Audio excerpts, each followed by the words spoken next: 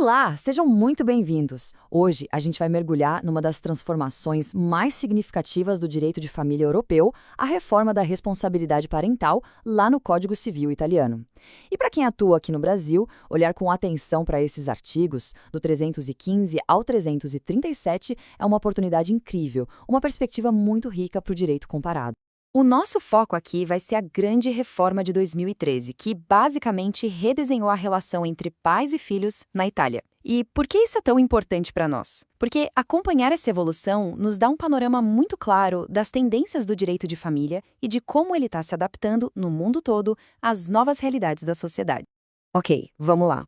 A chave para a gente entender toda essa seção do código está justamente aqui, nessa mudança de palavras. O legislador italiano deixou para trás o conceito de potestà, o poder parental, que trazia aquela ideia de sujeição mesmo, né? E adotou a responsabilità, a responsabilidade parental. E olha, isso não é só um detalhe, não é mera semântica. É uma verdadeira revolução filosófica que coloca o dever dos pais e, principalmente, o interesse da criança no centro de tudo. Para a gente organizar a nossa conversa, vamos seguir esse roteiro. Primeiro, vamos entender a filosofia por trás da reforma. Depois, como a criança passou a ser vista como um sujeito de direitos. Aí, a gente parte para o exercício prático dessa responsabilidade, como ficam as regras para administrar os bens do filho e, por fim, em que situações a justiça precisa entrar em campo. Começando então pela base, pelo alicerce de tudo. Essa nova filosofia jurídica se apoia em dois pilares que são essenciais: a igualdade total entre todos os filhos e a ideia central da responsabilidade dos pais como um dever fundamental. Mas afinal, o que é essa tal de responsabilidade genitorial? O artigo 316 define como um dever que tem que ser exercido em conjunto, de comum acordo. Agora, a parte que eu acho mais interessante está no final. As decisões têm que levar em conta as capacidades, as inclinações e as aspirações do filho. Isso é fundamental, gente. A criança deixa de ser um objeto passivo para se tornar um sujeito ativo, e a lei agora exige que a sua individualidade seja levada em conta.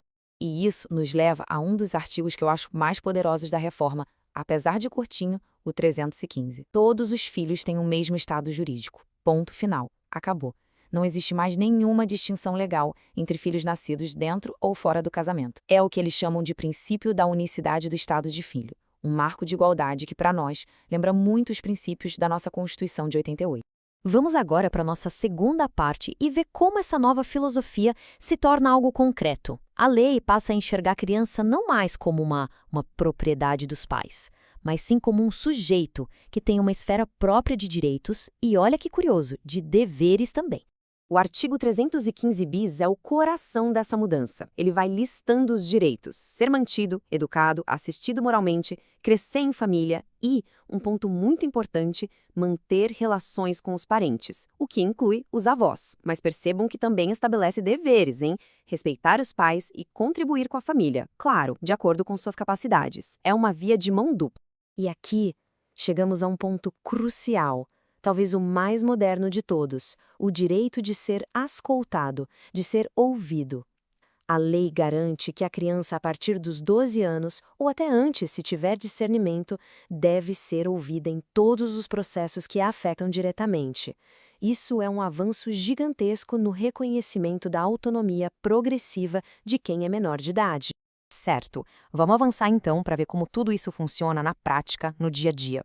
Como é que a lei italiana organiza o exercício desses deveres, tanto na rotina quanto naqueles momentos de crise? Bom, para os conflitos, o artigo 316 estabelece um caminho bem claro.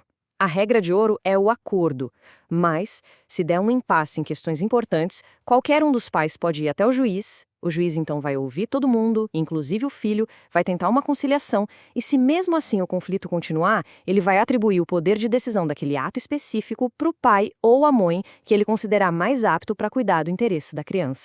Sobre o sustento, o artigo 316 bis é bem direto. A obrigação é dos dois, proporcionalmente aos recursos e à capacidade de trabalho de cada um. E uma particularidade bem interessante, se os pais não tiverem condições, a lei estende essa obrigação para os avós, que são os ascendentes mais próximos. Isso formaliza uma responsabilidade familiar mais ampla. E agora, a nossa quarta seção, a gestão do patrimônio do filho. Como é que a lei protege os bens que um menor de idade venha a ter, garantindo que tudo seja usado em benefício dele? Aqui, o artigo 320 faz uma distinção que é fundamental. Os atos de administração ordinária, ou seja, a gestão do dia a dia, podem ser feitos por qualquer um dos pais separadamente. Agora, para os atos que vão além disso, como vender um imóvel, hipotecar, aceitar uma herança, aí a autorização do juiz tutelar é indispensável. E ela só vai ser concedida se ficar provado que existe necessidade ou uma utilidade muito clara para o filho. Chegamos na nossa última parte, e talvez a mais delicada. Quais são os limites da responsabilidade dos pais? Em que circunstâncias o Estado, por meio do judiciário, pode e deve intervir para proteger uma criança?